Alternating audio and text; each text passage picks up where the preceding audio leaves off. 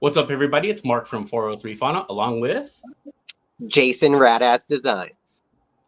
we're the Fauna Topic, and today we'll be doing our Pomona recap.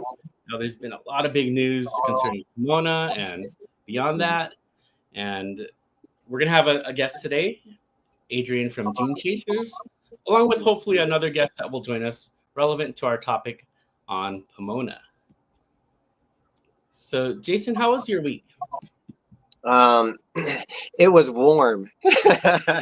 I'm in a different house on the same property, different background for the first time, and it's been warm. Like even up in Big Bear the last couple days for like the holiday, it was pretty warm at the place I was at, and usually I come here and there's a lot of AC. It's pretty cool. There's a swamp cooler. I don't know if it's making sound in another room. But since apparently I don't know a lot about swamp coolers, but apparently if it's a cloudy-ish day and there's like higher humidity, a swamp cooler doesn't work as well as it would on another day, which to me, I don't completely like. I understand it, but I don't completely understand. It's just really warm in California right now. There's a heat wave going across the country, and the whole West Coast is feeling it. I'm a little bit of a baby about it, even though it should be a little bit in my blood, the warmth. I grew up in Northern California with a coastal breeze and fog, and was a little bit spoiled in that sense. And now I'm still like in the desert sometimes, and it's hotter than I prefer. But yeah, I had a good week after the Pomona show. I just kind of took it easy a little bit and ran some errands, and then had some chill like holiday time. So that was kind of nice, and not as productive, I guess, as it could have been, but was a nice little wind down break. Any eggs this week by any chance? No, I didn't check everybody today. I since last Friday, I haven't been back here since then. So I checked a couple of tubs that I was curious about, and no eggs, but I got to go through everybody today and see. But I don't think that I'll have a fifth week in a row of eggs, unfortunately. But who knows? Like there's still day left. Yeah, I got my third clutch of the year today. It was from my black pastel calico, and she was bred by an Enchi Orange Dream het puzzle. So chance at some campfire het puzzles, which I'm hoping for. I saw your post. Yeah, it should be really cool. What's up, Leviathan? And that's about it. I'm expecting an influx of eggs with this week, so I'll be checking everybody. And I didn't record the egg poll. I think egg polls are kind of redundant as far as videos, so I'll just be showing it and talking about that on my next video. Yeah, it's been really hot over here as well. June bloom is officially over here in San Diego, and yeah, that's my week. Am I getting feedback from you or from Adrian? No feedback from me. Well, I could sort of hear something. Okay, we'll just continue with the show. Yeah, like I'll find out how warm it is over in your area, because I'm headed there this weekend. It's just too hot in the desert for me right now, Mark. I'm being a big baby, and that is just fine. Like I got to get out of here and have some perspective and just get away. So I'm going to La Jolla. La Jolla, yeah. And that's pretty close to you. So that's why I sent you a text on if you wanted any snakes or racks or anything. I could bring some stuff by if you could use anything. But I'm gonna go to the beach. I rented a place that is like right by the beach and was super affordable. Like it's an expensive town, it seems like, but Yeah. It's going to be affordable and it's going to be fun. And I'm hoping that it's going to be cooler than where I'm at right now. It's got to be. Yeah, right on the beach. You should be great.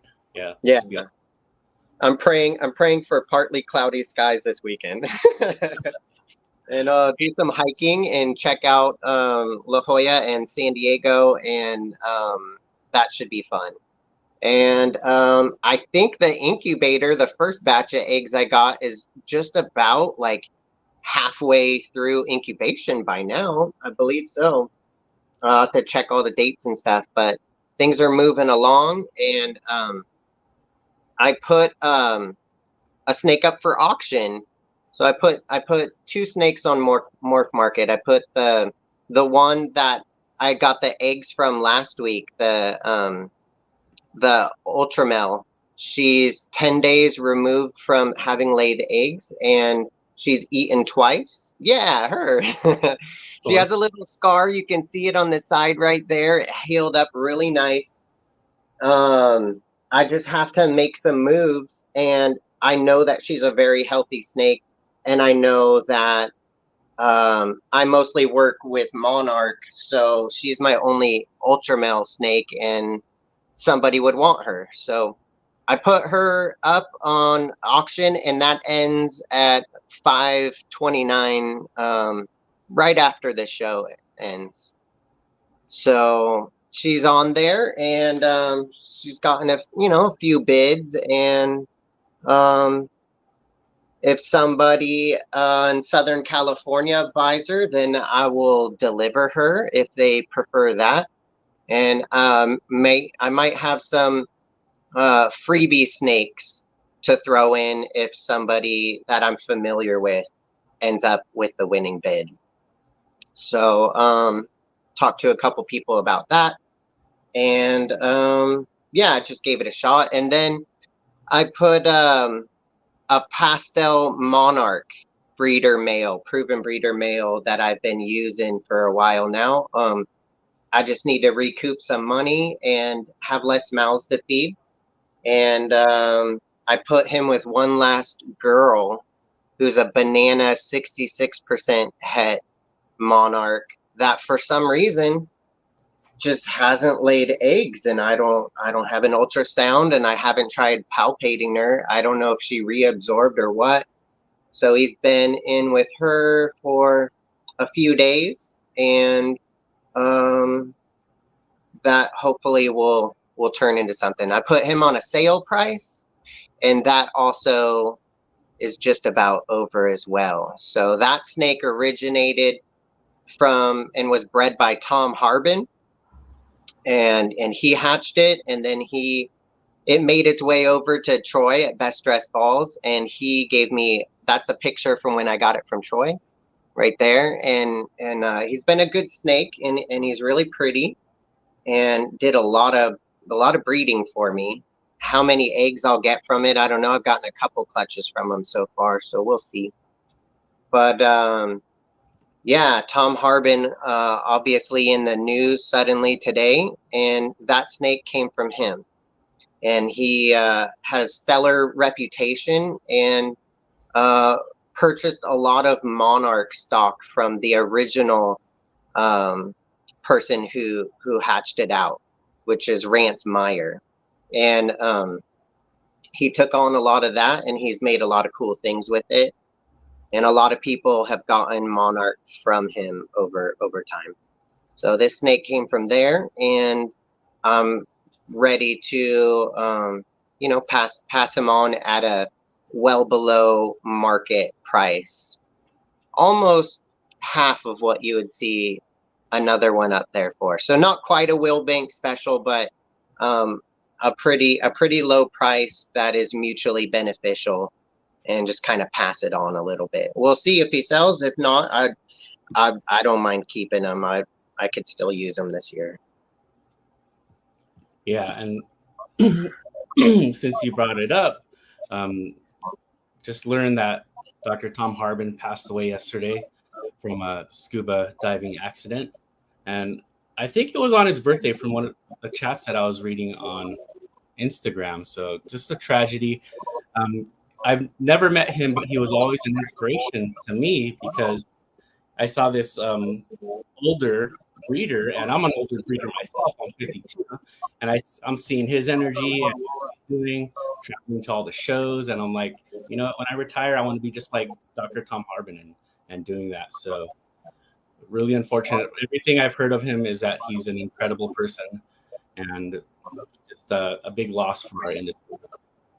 Yeah, absolutely. He had a wonderful reputation, and a lot of people, I'm sure, will pour in with stories of their interactions with him. I mean, veterinarians in general are I find really good people.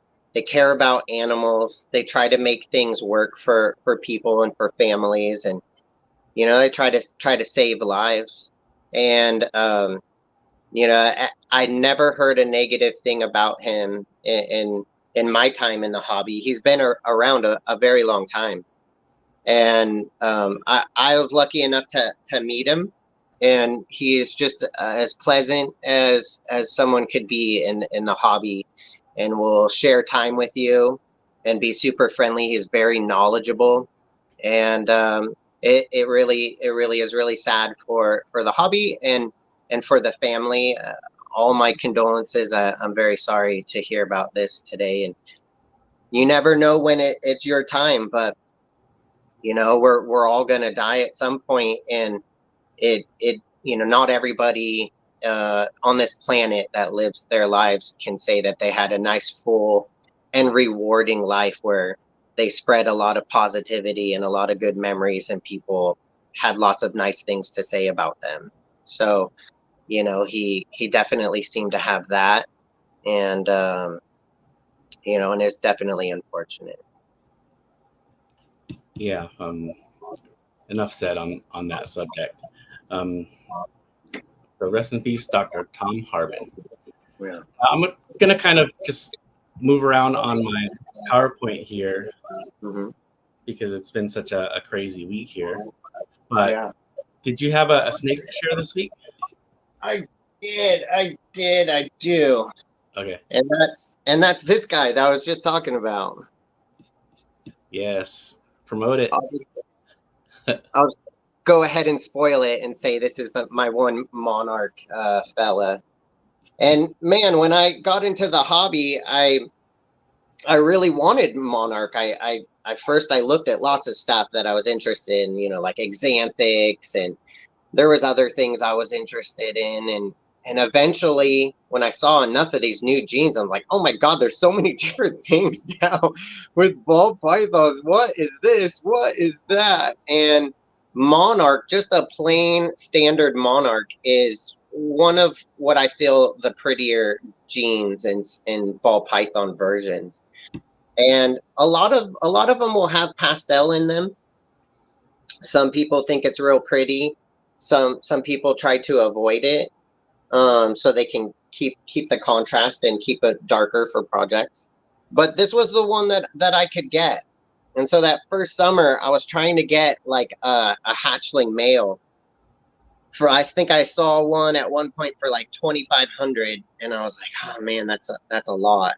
I spent more over time in the hobby after that, but at the time I was just like, oh man. And then it was hard to find ones for in that 2 to 2.5K range. And so I just waited, and eventually I was able to pick up this guy and got a really good price on him. And he's done pretty well for me. And he's really pretty. You take him outside and you look at him, he's got really pretty eyes and blushing, and he eats good. And he's done well. I think I paired him with like 5 different girls over time. And yeah, I like him. I like the gene. I got my most excited one. I think pairing is like with a GHI Enchi pastel female that I just love. She's really pretty, and I feel really unique. And I got 6 eggs from them, and I just really badly want a GHI male, ideally without pastel. So each parent has a copy of Pastel, so it's still possible. But I want a GHI male that I can hold back and use that to create GHI monarchs and GHI Mojave monarchs eventually. So that's the snake of the week, and he's a good guy. Lots of people have used him for pairing, and I just think it's a wonderful gene, and he's done well for me. Yeah, I can't stress enough how that's a Tom Harbin animal right there. And Yeah. so guys, pick it up. It's on sale right now. I'm sure Jason will give you an even better deal if you're a cool guy or girl. So hit him Yeah. up with that. Okay, let's do our shout out of the week. Yeah. So last week, Banana Amor Pythons got our question correct, and he's our shout out of the week. Now, did you meet them at the show? I know they were there on Saturday, but I wasn't there I don't believe so. I remember them saying that they were gonna be there on Saturday, and I didn't. There was a bunch of people that were there last year that weren't there this year. That I usually text more and coordinate more with people and get together and have little hangouts and talks, or go get some meals or whatnot, or go to the auction afterwards. And this time, I didn't. I just kind of went and checked out the show. There was a lot more to check out, and I didn't really network on that front as well, as far as like coordinating to meet people. I just met them on the fly. So we have another show coming up in what, like a month and a half, Mark? Yeah, I'll be there. You gonna go to that one, Anaheim? Yeah, I'll go there, and maybe we'll have a on a topic dinner somewhere, and everybody can get together, and we'll plan it out a little bit better and less on the fly. And that would be fun. Get pictures from and have everybody, hang out. So we'll see. But I did see people posting that they were at the show, and I knew that they were. So hopefully they have a fun report to share as well from their experiences from the weekend. So a big shout out of the week to Banana Amor Pythons. They're eligible for snake drawing. I'll have our question up soon, but here's our question. Let's go ahead and go with our question of the week. And this kind of introduced our guest also, but you had to have watched my Pomona video to know the answer to this question, but you could take a guess. Anybody on the chat could take a guess on this one. But Adrian Gene Chasers, what was his favorite booth at the LA Pet Fair? Was it A, Dark Cloud Reptiles? He was giving out hot dogs. He was. My personal favorite was Josh from the Ball Python Shed. He had some amazing redheads, and that was my first time seeing redheads in person. And those were some crazy ball pythons. And of course, Natural State Exotics, who is one of our big topics of this week. He had a really nice booth as well. Or was it? So chat, take a guess. What do you think was Adrian's favorite booth? What was any of those up there, Jason?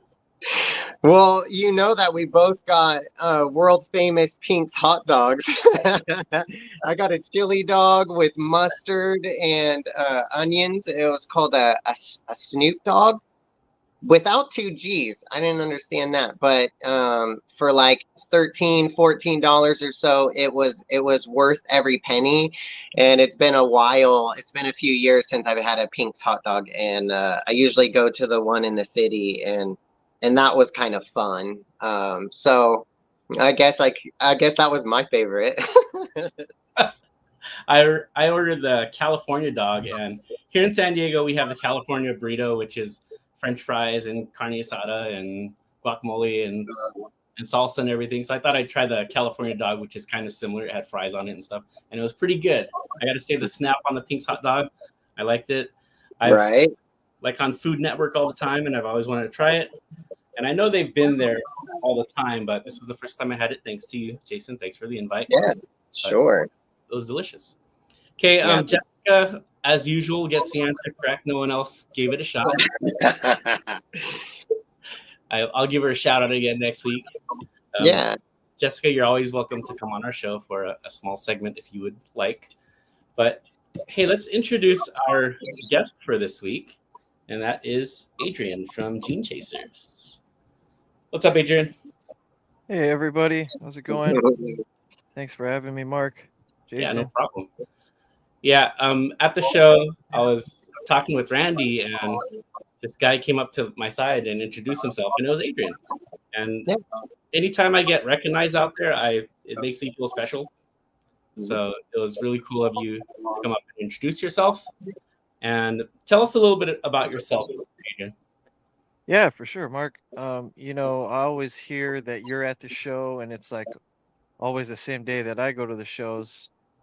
So now that you guys have your podcast, I kind of see that your face a little more and it was easier for me to recognize y'all.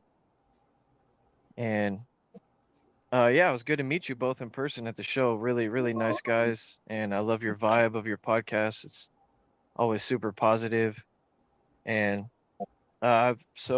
just a deep dive into my background. I've been into reptile keeping pretty much since I was like 8 years old. Started off with anoles or leopard geckos, and I was always kind of like a lizard amphibian guy. And then a couple years ago, one of my Euromastics passed away, and I'm like, you know what? I'm gonna go to the reptile show, and I'm gonna be open-minded. I'm gonna look for a new Euromastic, but I'm gonna be open-minded. And I was just like, you know what? I think I'm ready to get a snake. Um, because when you go to the shows, all you see is just kind of table after table of ball pythons. So I bought my first pied from Matt Sunoda, I think, from Rising Sun Reptiles. I'm sorry if I butchered his name, but Matt at Rising Sun Reptiles. And I bought a pied from him. He hooked me up. And then after that, it was like trading cards. I just had to collect them all. And I just I watch Billy's videos, and he's steering you the right way about you need animals that work with each other. And I was telling him, oh, I had like a pied. He's like, well, that's just like a single gene animal.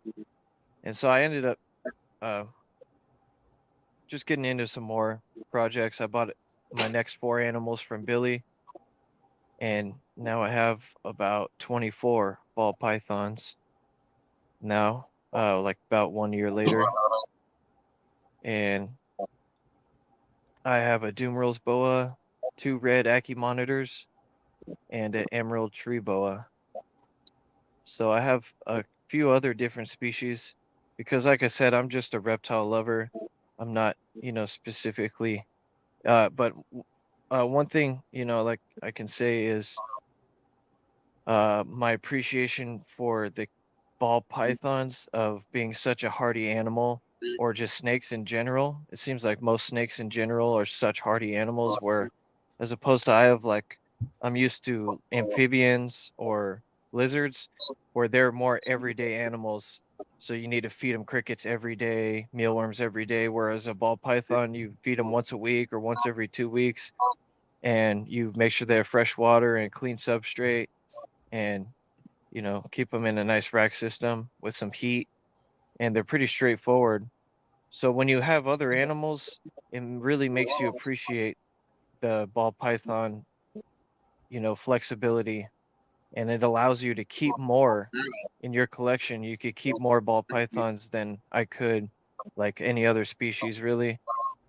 I had chameleons before. I was really into chameleons, so I liked arboreal species, and that's when I picked up that emerald tree boa at the last LA Pet Fair on last Sunday. Yeah, that's a pretty And snake too, with very big chompers. yeah, What do you got there? this animal right here, if she turns around, she's a black pewter hurricane. Nice. Yeah, her name's Katrina, so like Hurricane Katrina. But she's a black pewter hurricane. And Austin from Royal Highness Pythons, he said that she might be a lace because lace was in the pairing. So I have her sister too, a sibling, which is lace, but it's only black pastel. So this is a black pewter hurricane, possible lace het clown female. And I haven't really seen a black pewter hurricane like this. Um, I don't know, it's pretty clean. It almost looks Hayabusa, like the way the pattern is so like whacked out. Yeah. Yeah, she's cool. And hopefully she's lace. I don't know. The really Maybe high when they, white belly yeah, would indicate possible lace. So yeah, yeah. I wouldn't Yeah. I've seen some on Morph Market that say they're lace, like kind of similar genetics, and like this is like way more like white, hmm and just the contrast on the pattern. And yeah, but I did like Josh at the ball python shed, his table. I didn't get a chance to see it, so I was glad you got it on footage, Mark, because he had some really nice like red, was that a redhead lace Yeah. clown? That Mhm. thing was amazing. And yeah, those redheads, I love lace clowns. He had a really nice quality lace clown, and it was cool to see that. So Okay. Now, thanks. I found it super interesting was that this week we found out that a snake was stolen at Pomona, and it was a snake that was featured on our video with Adrian. And the question I asked him what if you have one booth to recommend to me, who would it be? And it was Natural State Exotics, and you're pointing out all the wonderful Pompeii makers on his table. And while I was filming, my eyes were like shifting towards the Yeah, Sunset Clown. I was like, you went straight to that clown. Yeah, that Sunset Clown is incredible. So I had to get it on a video. And so I got it really quickly. And as it turns out, it got stolen. So yeah. just What a great. coincidence, huh? Really Yeah. crazy. As soon as I saw the picture, like KG posted, I was like, oh, I recognized the animal immediately. I was like, oh, dude, that was the booth that we were at. And Mm-hmm. it's just like such a coincidence. And yeah, I mean, I have like information that I got on it, but I don't know what y'all heard, or we could get our story straight. And, That's what but I don't know if it's David's got. gonna come on Yeah. and We did invite David on. Hopefully he'll show up. But since you're talking about what information have you learned? yeah. Yeah, because I was, just saying like, oh, how could it get stolen if it was in a display case? And then I learned that display cases have like universal keys, like ARS display cases all have like the universal keys. But I had another buddy that said that he recommends getting them rekeyed, that you could get them rekeyed, which is cool. And if you guys have it, maybe go get your snake displays rekeyed. And then also they said that it happened overnight, but we were there late on Sunday and it was still there. So I was like, what, I don't understand why someone would leave their animals on the table and like leave and then come back Sunday night. It seemed like he might have been, what I get from my best guess is like he might have been packing up, and like in between trips to the car or something, someone just snagged it. And it was like definitely like it had to be like another vendor, I would assume, because it was so late in the day. I don't know. There's a lot of speculation, and I just hope he gets the animal back, because you think of like, all the hard work and effort that someone put into this animal, especially him, really nice guy. I'm guessing he was self-produced, but just the generations of animals that, just to reproduce this, if someone stole it and they wanted to reproduce it, so you would have to take that animal and breed it to a bunch of animals and then hold back a female and grow it up and then breed that female again and hope you hit the odds. But that's like, that what is it, like two generations, you could say, or something. So about, yeah, it would take you like 4 years just to recreate it. So, and it's not like you could turn around and sell it, but someone could just put that male to all their females I'm just kind of running like scenarios in my head, like how would this be beneficial to someone? Yeah, my room is getting so hot right now that my thermostat is beeping. So I'm gonna fix that. Jason, could you give us your opinion on this while I do that? Sure. Alert, alert. Boo, boo, boo, boo. It's so warm in California that Mark's room is melting right now, like he's on psychedelics. So we'll let him drink some water and take care of that. And yeah, I recognize this snake from the show. I recognize the price tag on it. And it was like, geez, like a year plus ago that Miguel at Always Evolving Pythons had made a video and talked about how he had turned down money on one of his sunset clowns. And at that time, a little over a year ago, I guess it was probably a year and a half ago, they were like $50,000, $60,000 snakes. I think someone offered him 70,000 for one of them. And it does take a while to produce those. And of course, people like to run genes through clown, and the sunset clown is a fun project. And yeah, I mean, David Levine made this snake, and it's beautiful, and the prices in the market have come down a little bit. And I remember seeing, oh, 10,000. That's like not a snake that really I can buy right now, but it's a good price in the sense of like where they were at, and being able to plug him in to a whole bunch of snakes would further your projects pretty quickly. And it's a good looking snake. And I noticed it because it was at the corner. He had so many nice snakes, but it was at the corner, the top left corner, in top tier of all the snakes. So it was very easy to spot. And I took a good look at it, and we were all right there. And when I heard about this um, today, I was like, wow, that's pretty wild. I It's not the first time that a snake of high value or something was stolen from a reptile show. And there's been videos on YouTube where people have been caught and arrested, or various stories of drama and whatnot. And it's unfortunate that people resort to stealing. You get these big crowds of thousands and thousands of people through there, and sometimes people just can't help but you know doing something wrong. And it happens at casinos, it happens at anywhere that there's money. Like sometimes people just don't have the same morals and ethics as others. They weren't raised with proper manners, and must not believe in karma, or sometimes drugs are at play or something. And it's just unfortunate for someone who has such a good reputation in the hobby to have this happen. And so I messaged David. I don't have like an extensive like rapport with him. I just know that people have said good things about him. He has a stellar reputation. And we've only talked briefly in the past, but I messaged him today to see if there's anything that he wanted to relay to the public. And I know he's made some posts, and he has a lot of connections. He has a lot of friends in this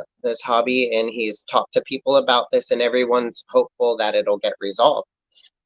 And he said that he had made a post that I didn't go look at it, but he said he had made a post where it gives the FedEx hub information to where he usually goes and picks up snakes. And that if somebody returns the snake, no questions asked, they can send it, and there'll be no backlash, no questions asked. Just he just wants the snake returned. And that's ultimately hopefully what will happen. He gave me his phone number. and I can share that if anybody has any leads or info. And yeah, he's disappointed, and he believes in karma just like I do. So even if this doesn't work out, and isn't resolved how we'd hope, then um, things in life have a way of working themselves out. So, um, he's a good guy, and he didn't deserve this to happen. And we'll just see how it plays out over time. And yeah, it's unfortunate. And from what he said, because I asked him, I'm like, how did this happen? Like, the the cases are locked, and like you're right there. It's like, how did this happen? And he said it happened after everything was done, and they were packing up to leave, and that somehow there was just a little window in time where it was possible for this to occur unnoticed for just a second. And he said he packed up early, about 20 minutes before the show closed at 5 p.m. on Sunday. And I know that I was going and getting some last minute things further down the show, and I was going to come back through to say hi to, and well, bye to all these guys that he was around. And when I walked through, there was nobody there, and everything was empty. I'm not sure exactly what time that was, but he said that they were definitely gone by 5:15. And I came back through, and I was like, oh, I don't get to say goodbye to my friends. It took too long getting some last minute stuff. And somehow in the mix of that is when it occurred. And he noticed it later. And that's unfortunate, and we'll see how it plays out in the long run. But things like this can happen sometimes, and it's unfortunate. Yeah. When I heard about it, I thought also that it couldn't have been stolen off the table because it was locked, and he was part of that big group where there was a lot of people around. So there was Yeah, a lot of eyes on that. And anytime I take video of vendors and they are pulling snakes out, it's not an easy thing. It's like, gotta unlatch it, you gotta jiggle it around and stuff like that. That's something that would have been noticed. So Yeah, it's not like a deli cup, or like choo choo. Like it's yeah. a display. You got to have a lot of balls. Like yeah, it's got to be someone like really like knows, like a vendor that knows how to open the display rack. I don't even know how to open those things, like Yeah. So really appreciate yeah, that, Jason. yeah. And like the Pomona Fairplex has cameras inside the building, and I I haven't noticed any of them, or know where those are at. But it wouldn't surprise me if there's a whole bunch of them throughout that whole building. It's a huge building. And the police report was filed and is being processed. And that's not like a quick, easy thing, like if it was the FBI trying to get information, yeah, we've already seen the footage. But like there's a process to that. There's a protocol, and the police department are looking into it with the Pomona Fairplex to go over video footage to try to pinpoint, this crime. So they're working on that. It's going to take time, but hopefully that will result in figuring out who did this, and attempting to rectify it. So like I said, relaying from David, he just wants the snake returned. He's not trying to prosecute. All that matters is his property, and his animal that he created is returned. And we'll just have to see how that plays out over time, and it'll be in the news again, I'm sure. And we'll just have to, time will tell. Yeah, crazy. I mean, Some Go ahead, Adrian. It's almost like you have to have like a camera at your table, like a live stream of your booth, and then he would have had it right there. It's like now it's the new recommendation. Everyone brings their own like security camera to their display rack. Comes with like the security camera. Like Yeah, what that's do like you know? that was the I mean, first thing that I mentioned to him as well when I messaged him was like, what do we need? Like ring cameras over yeah, every place now, you know? yeah, And I think that's probably going to start to become a thing for people that have really high end stuff at big shows. yeah. Or at Even if least they like a go, GoPro, just like a GoPro, like yeah, filming. Like that's a cheap. I mean, most people already have a GoPro or a camera.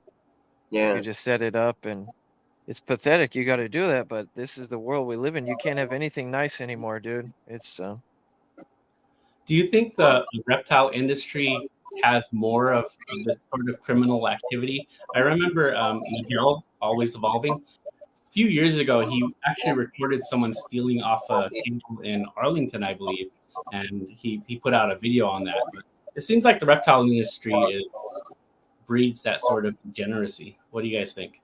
Well, you get a lot of interesting characters in this hobby and in lots of different hobbies and industries, and anything that involves value and money is just, unfortunately it is a behavior that some people, have, and not everybody that you meet in your life is going to be honest. And I definitely try to make sure at this point in my life, at my age, everything that I've seen and been around, that I surround myself with people that are good and kind and positive, and I, I'm I don't have energy anymore for drama, negativity, or people that are doing drugs, or play with guns too much, or that kind of thing. I just don't have time for it anymore. I don't have the tolerance for it anymore. I finally grew up. It took me a long time, but I just don't like to be around that. I choose not to have that element, around me, and I stay out of trouble. And not everybody's at that same place in life. Not everybody's at that same age. Not everybody has that same maturity level, and view things like that. And unfortunately, whenever there's things of value, it there's always somebody looking to consider getting something for nothing. Whether it's an art gallery, or every day somewhere in America there's somebody at a casino trying to cheat or steal chips or something. It's you go to the gas station, people trying to steal your like credit card info, card readers and stuff. And it's just, like Adrian said, it's the world we live in now, and you got to protect yourself a little bit, and not be naive to things like that being possible, and just try to limit how those things can affect you by where you go, what you do, who you surround yourself with. And that's how I look at it. And it's a little bit sad. It's not a good look for the hobby. It's definitely not good karma. Like that's not yeah, going to be good for the person that's responsible for this. And I believe things work themselves out. And hopefully the snake is returned, and hopefully this isn't like a stain on the hobby for a while. The economy is really tough right now, and we're before a presidential election later in the year. Everybody's tightening their wallets, and it's tough. It's tough to have this happen right now at a show with lots of people having fun and bringing families, and conducting themselves appropriately and doing good business. To have something like this happen is a little bit unsettling, honestly, and not fair. And it kind of is what it is, man. And we'll see. Again, we'll see what happens. Any last words on this yeah. subject? Yeah, a couple things came to my mind regarding this subject, and like an idea would be like, it's obviously it got stolen most likely because it's a big ticket animal. Maybe someone didn't, they just saw the dollar signs and they said, all right, I'm gonna grab this one. And if maybe on those higher end animals, if you just put like inquire to buy instead of just being like, yeah, this is a $30,000 snake, like, just put inquire to buy, maybe that, maybe the snake wouldn't have gotten stolen if it just had an inquire to buy uh label on it. Good point. Like, it's the all the Pompeii makers was what stood out to me. And for someone to go to this snake, is which is visually not as appealing, but just because it had a higher price tag, they went for it. Or maybe that someone knew that the Sunset Project is, getting more traction. So yeah, maybe just putting inquire to buy on those bigger ticket animals kind of takes the the greed and the lust away, the lust, the greed factor. And also, like, I remember MJ kind of mentioned with like crime related in the reptile show is that people were casing vendors, like they would follow them after shows and like go rob them at the gas station or something. I've heard stories of that. And so yeah, you definitely like it's definitely risky, and you want to move as a team. But I haven't heard that many stories. I've heard a couple of people ran off with animals here and there. But this one is definitely different. This one's definitely like on the higher end. I wasn't familiar with the last sunset that got stolen, but this one's definitely hits closer to home. It wasn't just like a deli cup that got taken, like I keep saying. And yeah, I mean, maybe put an inquire to buy, something like that. And yeah, that's pretty much what I had to say about that topic. But I'd like to discuss the show overall. If That's what's that was the next. next topic. Yeah. Okay, so I'll go first, and then we'll have Adrian, and then Jason will finish it off for us. Okay, so overall impressions. Let's focus on the positives here. I really love the diversity of the animals. It wasn't like a 80-90% python show. There was a lot of really cool things, even though my focus is mainly ball pythons. Like this Hercules beetle, I wanted to take one home. So now I'm going to do some research on Hercules beetles and maybe contact the company that I had on my video and get me some larvae and raise them. That'd be really cool to have in the classroom and just see these big old larvae grow. And my students would be totally fascinated with that thing. And to be able to hold a Hercules beetle, that would be just amazing. Yeah. I mean, all the Definitely. incredible amphibians, turtles, and of course we had the other rooms. We had the birds and the fish, and I spent so much time at the reptile section that I had to like just really skim through the other rooms, even though I wanted to spend a lot more time with it. So I really love the diversity overall. How about you, Adrian? Yeah, it was a great show, and I was honestly mostly there to get out with the community and more for the people, than seeing, as to opposed to buying an animal. I wasn't really looking to purchase anything. I was looking to see what's cool at the show and just meet all the people, and just shake hands and meet like you two gentlemen was very nice. But there was a lot of people at the show. There was a lot of legends, like, and I was a very ecstatic to see all the people that came from all over the United States. So we saw Amy Benzie from Happy Basins was there, Dave Levinson. I mean, there were so many people, and it was just an honor. Like, and even all the booths, they had vendors from like all over the country, a very diverse group of people. There's Brian Cusco was there. Um, I'm sure I'm kind of leaving out some people, but just just a lot of cool experiences, interactions, and there was some super nice animals uh, at the tables that we saw and we highlighted. and one guy, he had a table full of chondros. I think it was DM exotics, and he had a table full of farm bred Biak green tree pythons that were all nido tested. There was a lot of red neonates, and those were cool to see. You don't see those a lot at the shows, and I was, you know, there. So yeah, there was a lot of diversity. I agree with you, Mark. Not just ball pythons. And yeah, but just like this show, there was like a lot of heavy hitter names. I don't know if it's just because I'm starting to recognize people more and kind of learn about history and the hobby more. I did miss MJ and Marshall Mendez. I wish I got to see them and meet Marshall. Um, but yeah, it was a great show and had a lot of fun. Really well worth it.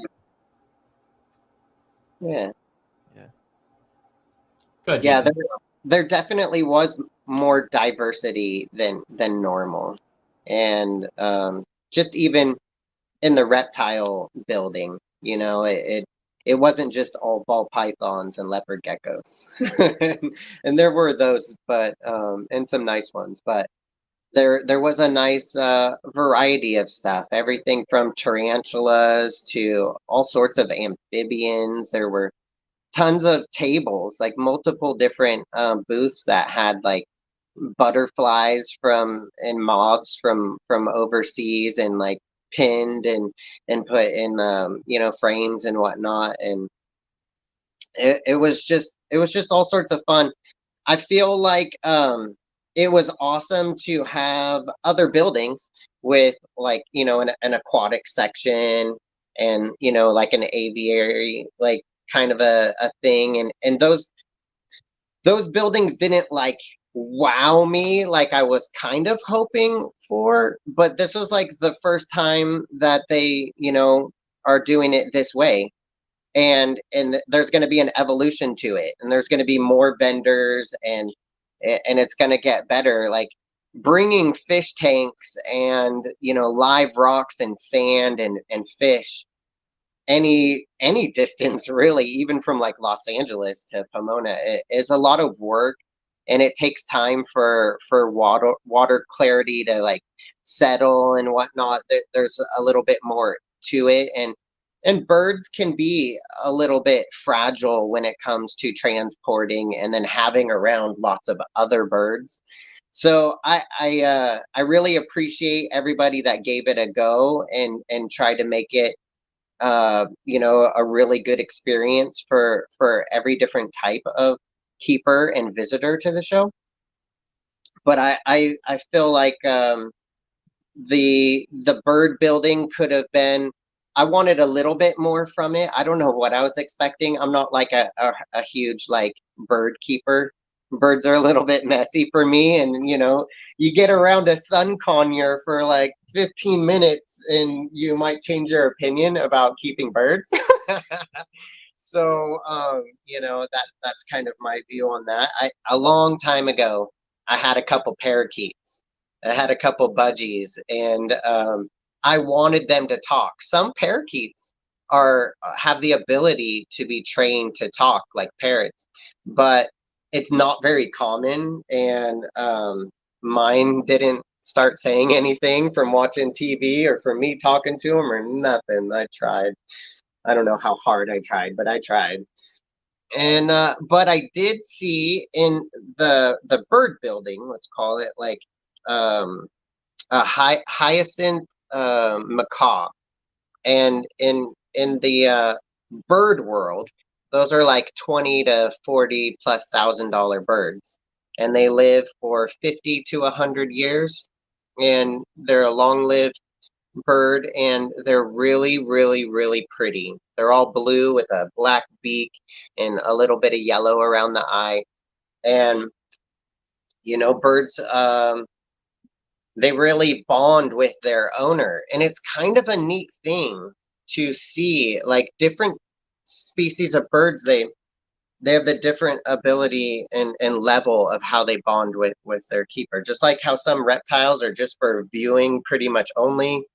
Some of them you can just handle all the time. Some you can take to the grocery store like a bearded dragon.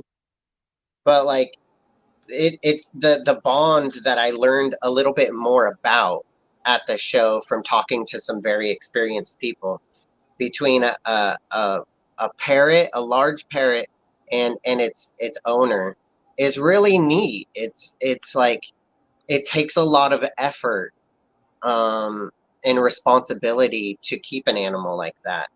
And I learned a lot about him, and I wanted to, of course, be buddies with this bird that was named Dory. And I seen girls at the show come up to the stand with this bird, and it would just some of them it would just walk right up on them. And so I was like, okay, well, no problem. I get a lot of cats and dogs that maybe people feel like aren't the friendliest to like me. And I feel good about it. I'm not exactly like a dog and cat whisperer, but a little bit. So I'm like, I want to hold this fascinating bird. And I try to do all these things like put my arm over by where the branch is and kind of trick it to climb up on me.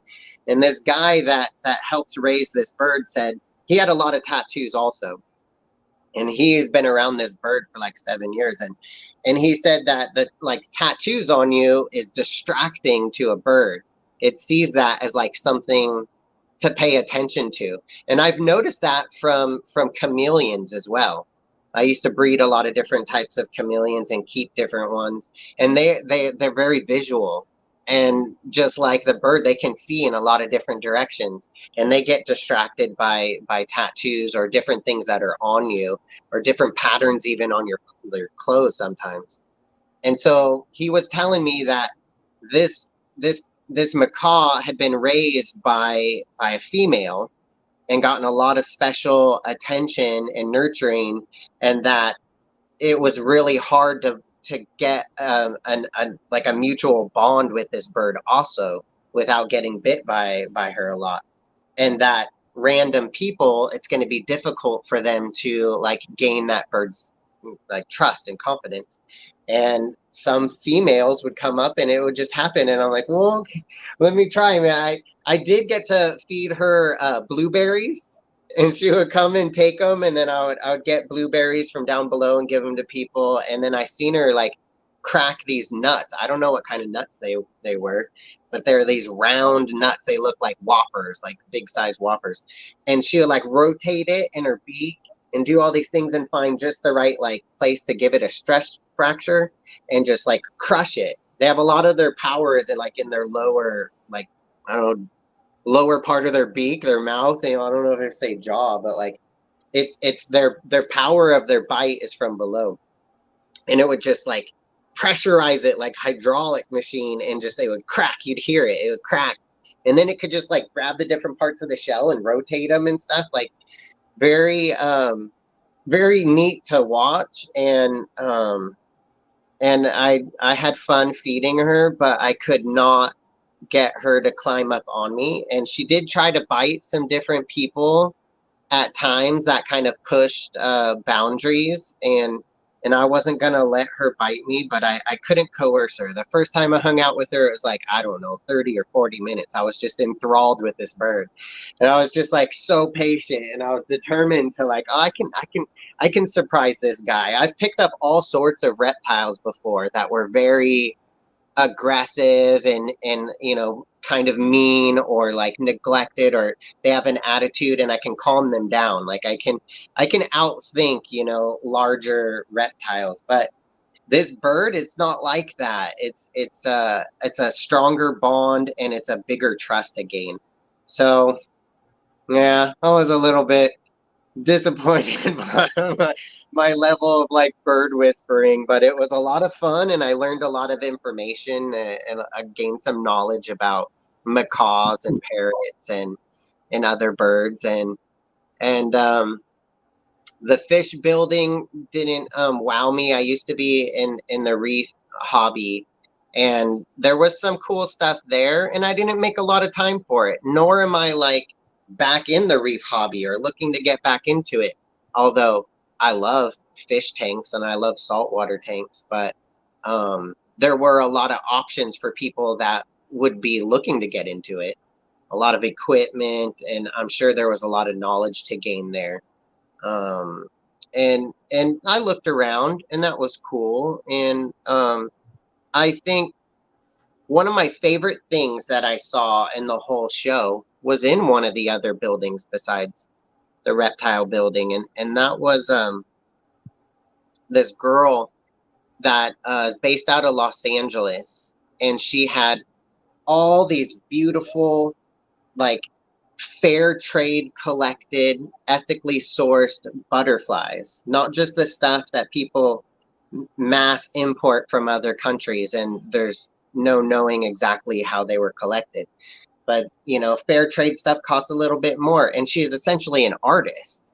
So she would take these butterflies and, like, position them with, I don't know, some sort of glue, I take it, like crystals and different, like, pieces of metal, and some of them would be like in ornaments. They would almost look like Christmas ornaments or something that you could hang and it rotates.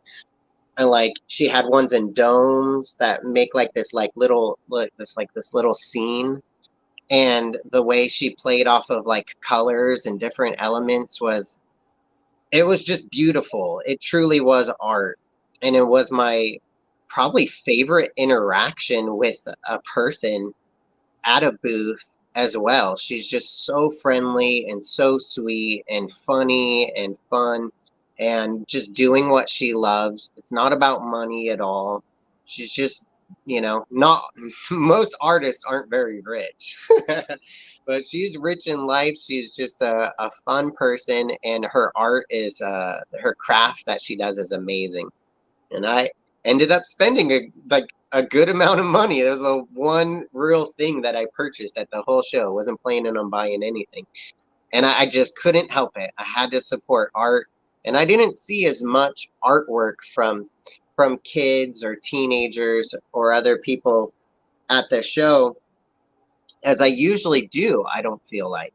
And I always like to spend a little bit of money here and there to support people getting into the hobby and being creative and just trying to be involved and putting themselves out there. Like, that's I think on the last podcast I said, if I buy anything, it'll be some sort of, support of artwork.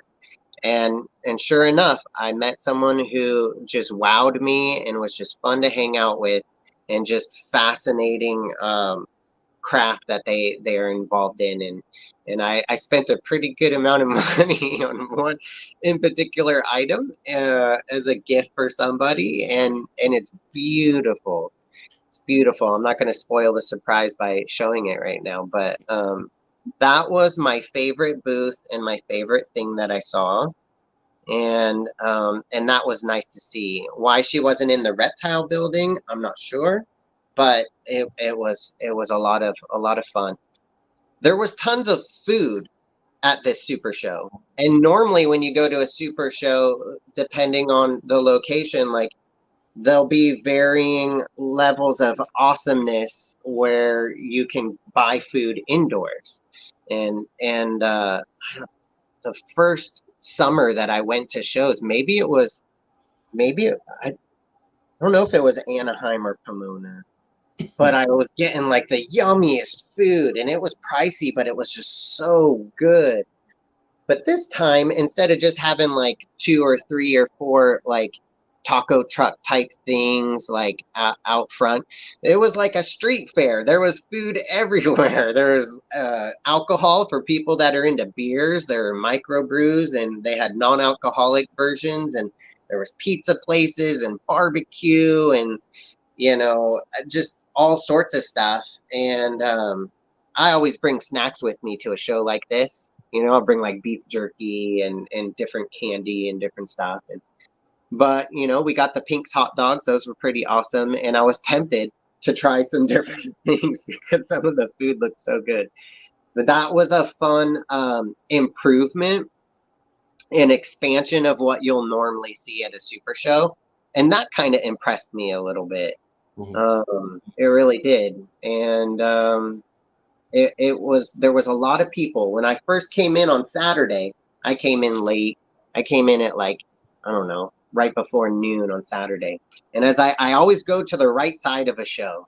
I don't know why. And going to the right side, and there were so many people. It was a sea of people. It might as well. Like my buddy next week is going to Spain to run with the bulls, and it was like that. There were just so many people, and I have skills to like maneuver like through a concert or any outdoor event or like indoors, whatever. I can get through crowds pretty well, but it was I was like, wow, this show is going to be so busy, way busier than I thought. And that was like an initial flood at that time.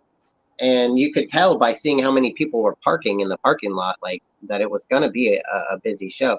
But as the hours went by and I went through the whole reptile building, like you could tell that even though there was a lot of people, it kind of mellowed out a little bit and wasn't standing room only anymore on the right side. And compared to recent years, which we've talked about the boom of the reptile hobby, this go round with pandemic, funds and the economy, and then now everything getting pinched a little bit and almost being like a recession. Like there weren't as many buyers at this show compared to the last couple summers.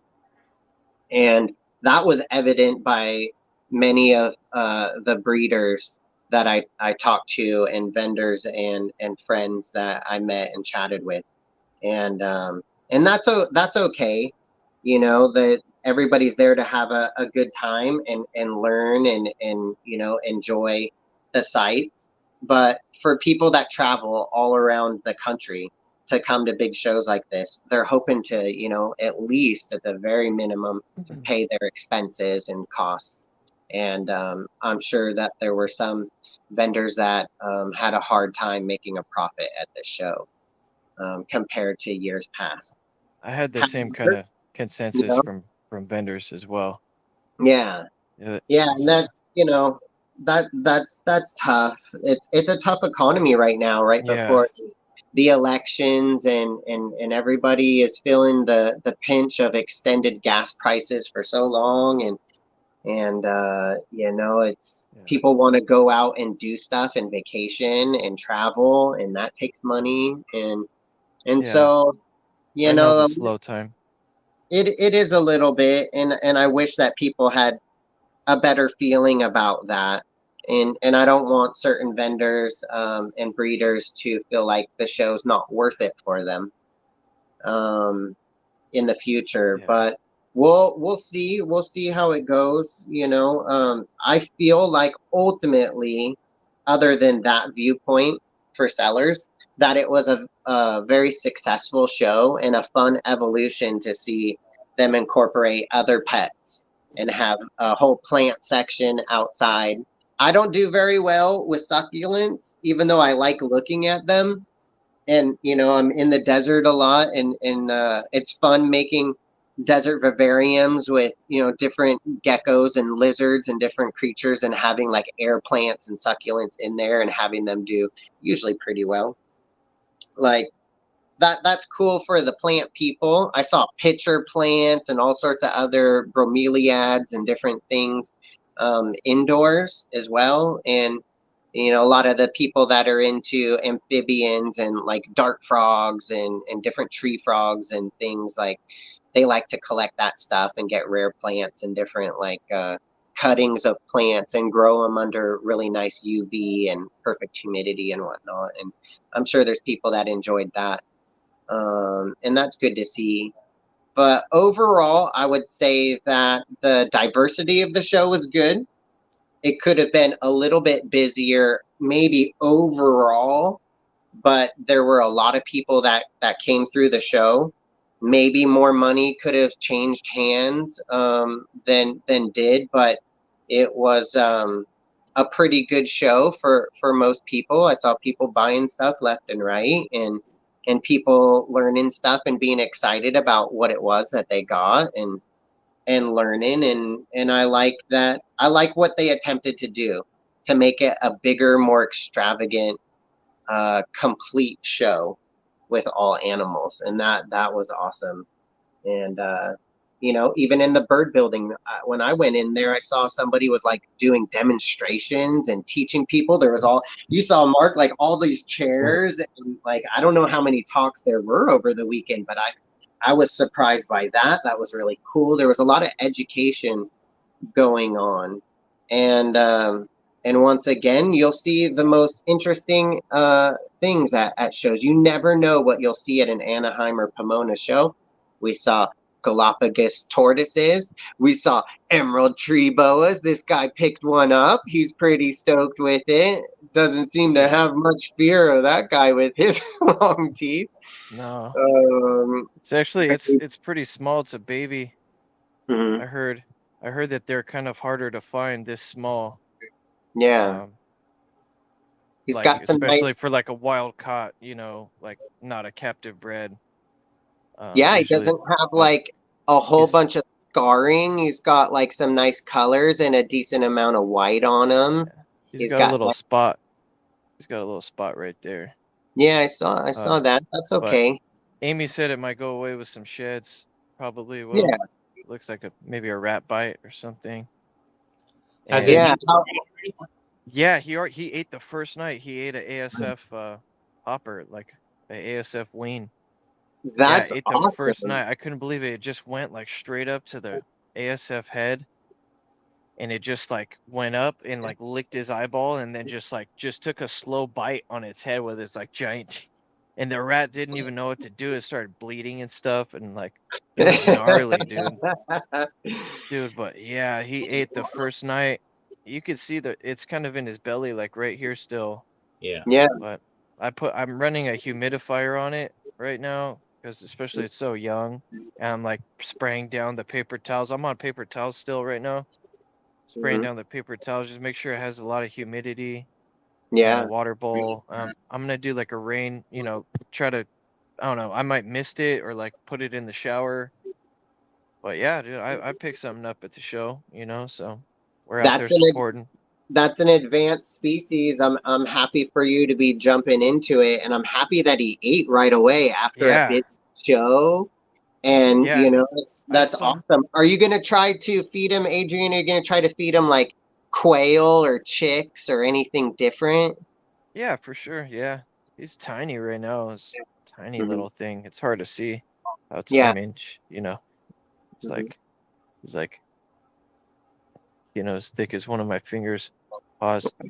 But I saw another guy, he picked up like an anaconda phase from like RPK Reptiles in Long Beach, California, but the anaconda phase is all dark. It's all pattern, it's like patternless. There's none of these white like classic northern lightning bolts. Hmm. And I'm stoked that I got kind of like a textbook you can see right here. And it's like they're kind of gray right now, and I wonder if they're gonna like whiten up as the snake sheds and like because they're born like red or yellow like neonates, but then they go through a color change, and maybe that's why he's still going through a little bit of a color change, why some of these lightning bolts are still kind of dark. But he's got some like nice blue, um, like nice blue on the belly. It's hard to see. It's but like right Yeah. there, there's some like blue spots right there. They're pretty blue. Oh yeah. Yeah, you're The definitely camera's gonna not picking it. level up some experience points by working with a more advanced species. Like, Yeah, and I had chameleons before, so I'm used to arboreal stuff. This is my passion, like something in the trees you could see, yeah. and reptiles in general, but like definitely something, like different. And yeah, Yeah. Cool. Yeah, I've had friends Sure. that have kept them and bred them before, and they would have a lot of people that get really into them will have like you kind of briefly mentioned, like rain chambers. They'll keep them in like plastic, and they'll have like a rain system to where there's just lots of water involved with keeping them and yeah, keeping the humidity super high, and that works for some people, and they swear by it. I think if I kept one, I never have before, but if I kept one, I'd probably give it a lot of options to climb and to move around in its environment and not just stay on a perch. Like they're meant to move up and down and out of trees, and there's bushes that they encounter and different things. There's vines. So I'd probably put like some like fake foliage around like biovine, and just like Yeah. we did with like chameleons, and just give them all these different like highways to cruise around through Yeah. their enclosure, and like thermoregulate, and then just to like move around, the comfort of not being stuck on a ledge and being able to go wherever they want, and Yeah. I'd probably make like a little nest as if it was like a bird nest, and sometimes put their like food in there and see if they'll go to the nest. And all that kind of thing would be a lot of fun for you to go through all of that and trial and error and research stuff, and see what you come up with as you keep them over time, and hopefully it goes well for you. Yeah. Yeah. I just wanted to survive. Like, you know, Yeah. you hear a lot of like horror stories about like imports and wild caught. Mhm. Um, but and this animal definitely looks a little like dehydrated, or like you could see its back, like really, I mean, it's like you could see its ribs. I'm not familiar with the species, if that's like common, but Mhm. I mean, any snake, Well, you're I gonna don't get think you, familiar with yeah, research and I'm gonna, pictures. There's so many books, and there's so yeah, many people out there that you can reach out to and learn from, even just in videos. But you can definitely. It's going to be fun for you to get in touch with that side of the community. The people that keep emerald tree boas and pythons are very passionate about it, yeah, and they take it like a little bit more seriously, and it can be a painful learning lesson and painful section of the hobby. There's a lot of tough stories, but it's also more rewarding as well for people that have long-term success. So, there's going to be a lot yeah, for you to learn and experience to gain. It's going to be really fascinating and fun, and um, definitely an yeah, advanced species. And the fact that he ate right away, yeah, that bodes well for how it will go. Yeah. yeah. I remember people were asking me like, "Oh, does it eat? Does it eat?" I'm like, "You said it eats." Like, I don't. And then I went home and I fed it right away, and like, dude, he went right. Yeah, it was awesome. I was very happy. But and no regurgitation. Knock on this piece of wood. And no prolapse. I mean, he hasn't had a, bowel movement yet, but I want to really hydrate him to make sure that there's like no prolapse. And like I said, I'm running a humidifier, changing water frequently. I'm misting. I haven't misted this animal yet. I'm just, trying to take it easy on this little guy. Um, Yeah. but yeah, I might mist it or put it in the rain in the shower. Like Amy said, put in the shower and temp gun the water to like 86 to 90 degrees, and just put it on a fake tree and let it sit there for a while and watch it. Well, So she's a good resource too of like information and experience that you can gain from chatting with her. And she's got a lot of videos on YouTube and has really taken keeping that species to a whole nother level as far as like creating a nice naturalistic environment in her property, and yeah, going to the wild and learning about them and collecting them herself, and gaining like insight and perspective, and experience from that. So, stay in touch with her and yeah, ask her a million questions in a nice, non-annoying way. yeah. I already told her at 8. She was like super happy that I was like, I'm a huge fan. She's the one that told me where they were. If it wasn't for Amy, I wouldn't have this in my hand right now. So shout Yeah. out to Amy. She's like, yeah, it's in the center. There's a table in the center, and it has a mesh all around, and they're wild caught, and it's facing north. And I'm like, and I went and I found it right away, and I was stoked because, like I said, there was the anaconda ones, and I didn't like those, and they were like really expensive. And I'm glad I got, this guy instead, and hopefully I could turning him into a fat, happy ball python like this girl right here, sexy red. Mhm. She's a black pastel red stripe heck clown. And this is And a what I lot was of saying people, about Adrian, they'll also like kind of like advise you or warn you about the risks of purchasing and acquiring wild caught animals. And the thing is that over the decades in this hobby, the reason why we've had or have had and don't have anymore certain species that were captive bred is because they were brought into our country, whether it's legally or not, like, as wild caught. And you have to start somewhere. yeah, And a lot of the, dedicated breeders that have, written books and shared a lot of, and, knowledge that they've gained over working with species that you could only get wild caught have made progress and made it so that there is even captive bred options. So a lot of people will say, "Oh, you got to worry about parasites and you got to worry about, nido and diseases and oh, they're not going to do very well from being wild caught and brought to captivity, all the stress that they go through and the things that we still need to learn about them." But like we wouldn't have virtually any of the captive bred, animals that we have in our hobby now from other, continents if it wasn't for people bringing in wild caught and working with them and trial and error and learning and sharing. And, sometimes what's affordable, is for you to get something like you got just as long as yeah, you understand that there's a higher volatility and a lower success rate. A lot of people will give you very sad stories where they spent good money on animals they really cared about and took what they felt was the best, care of them as they could, and yeah, something just didn't work out.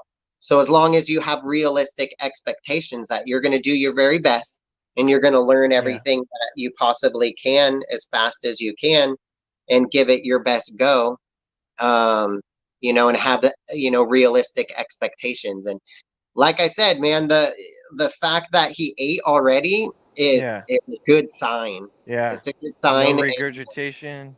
yeah, He ate. Um, yeah, he's cruising around at night, totally nocturnal. They're like totally chill during the daytime, and just like most ball pythons and stuff, that comes out during the night.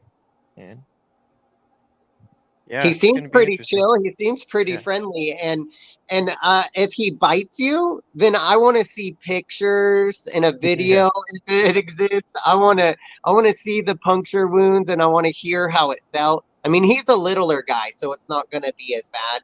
And if you work with him in a careful way, I mean, you want to give him some time to settle, really. But yeah, if you hold him and work with him regularly over time, and he continues to do well, he probably will never bite or not be very likely to, as long as you're careful about all the ways you go about handling him or and bringing yeah, him to his cage. But like yeah, report back on yeah. your, green And that's tree boa progress for sure. yeah, and that's one of the benefits of getting such a small animal, such a young animal, is that you get to work with it and work on its handleability. And from what I've seen, that they get a bad rap, but they're like pretty docile. Like if you don't go in there at night smelling like a rat, but of course they strike first and ask questions later. They just see heat and they'll strike. But yeah, as long as you don't like, it's that's why I'm glad I started with ball pythons, because like sometimes you would get a close call here and there, but now it's I'm pretty used to the striking, especially the puzzles.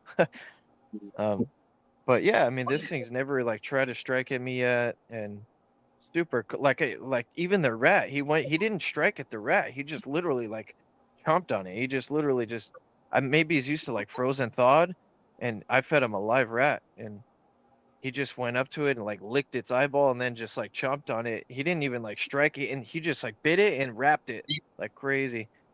Yeah. And yeah, not even a strike. This dude couldn't even hurt a fly. And then everyone's like, they get a bad rap, but honestly, I like these better than chondros. Like the way their head looks, like with the double row of heat pits.